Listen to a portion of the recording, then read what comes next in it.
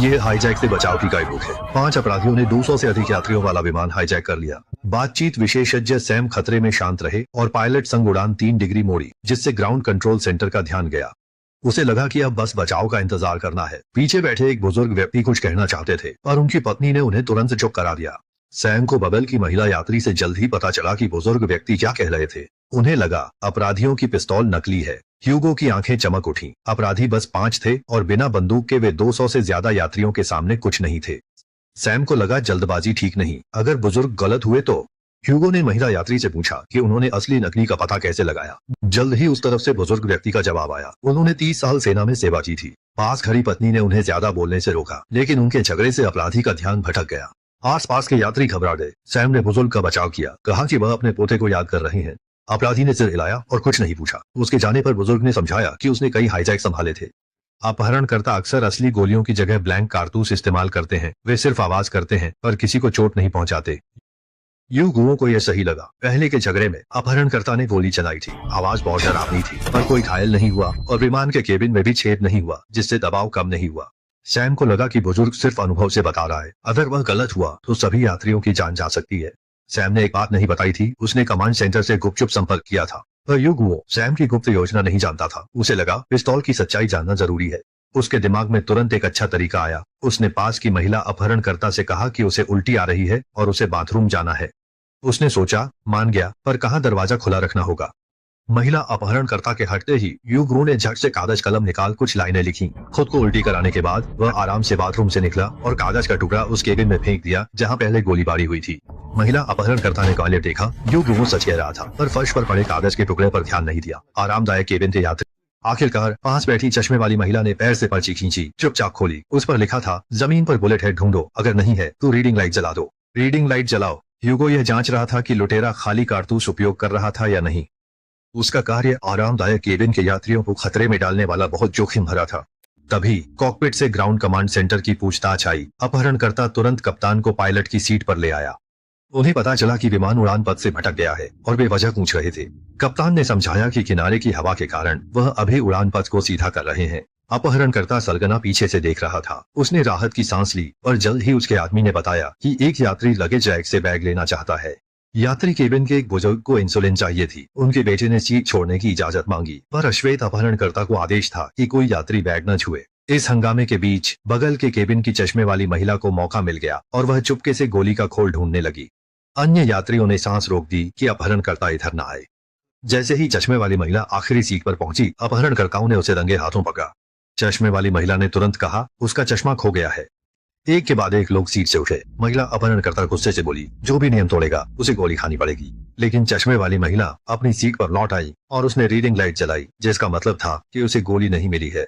ह्यूगो उत्साहित हो गया। अपहरणकर्ताओं की बंदूक में खाली गोली होगी, वे इस विमान अपहरण को खत्म कर सकते हैं। सैम ने उसे शांत रहने को कहा। गोली नहीं मिली है मतलब यह नहीं। अब वह यह जानना चाहता था कि क्या पायलट को जमीनी संचार के दौरान कोई छिपी हुई जानकारी मिली थी। पायलट टाइप कर ही रहा था कि अपहरणकर्ता के नेता ने देखा और बंदूक के बट से हमला कर दिया।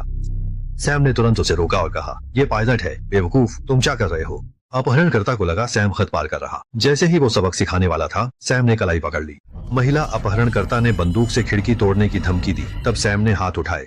अपहरणकर्ता के नेता ने इस लड़के को सबक सिखाने का फैसला किया और सैम को बंदूक के बट का हमला हंसते हुए सहने की धमकी दी। बेचारे को मजबूरन रोने धोने जैसा चेहरा बनाना पड़ा। अपहरणकर्ता का मुखिया उसे घूरता रहा, फिर बंदूक का कुंदा पटका। गनीमत रही कि निशाना सैम का सिर नहीं था, वो तो बस उसे डराना चाहता था। फिर वह आदमियों संग अन्य यात्रियों के मॉनिटर बंद करने लगा। पास बैठा ह्यूगो फुसफुसाया, देखो उन्होंने अब तक गोली नहीं चलाई, गोलियां जरूर नकली हैं। सैम ने गुस्से में उसे चुप रहने को कहा। उसे अचानक श्रोडिंगर की बिल्ली का ख्याल आया। डिब्बे में बिल्ली जिंदा है या नहीं, ये जानने के लिए डिब्बे को खोलना ही होगा। सैम ने पिस्तौल की सच्चाई खुद परखने का फैसला किया। अनुभवी बुजुर्ग ने कहा कि 100% पुष्टि के लिए उन्हें खुद देखना होगा, जिससे सैम दुविधा में पड़ गया। तभी पुरुष परिचारक आर्थर ने महत्वपूर्ण जानकारी दी। अपहरण से पहले एक छोटी लड़की को एक गोली मिली थी और अपहरणकर्ताओं ने उसे छीन लिया था। सैम को एक तरीका सूझा। उसने तुरंत सेवानिवृत्त बुजुर्ग से असली गोली और खाली कारतूस दोनों की तस्वीरें बनाने को कहा। कागज मिलते ही सैम ने सबको काम सौंप दिया और ग्राउंड कमांड सेंटर ने भी सैम की मेहनत बेकार नहीं जाने दी।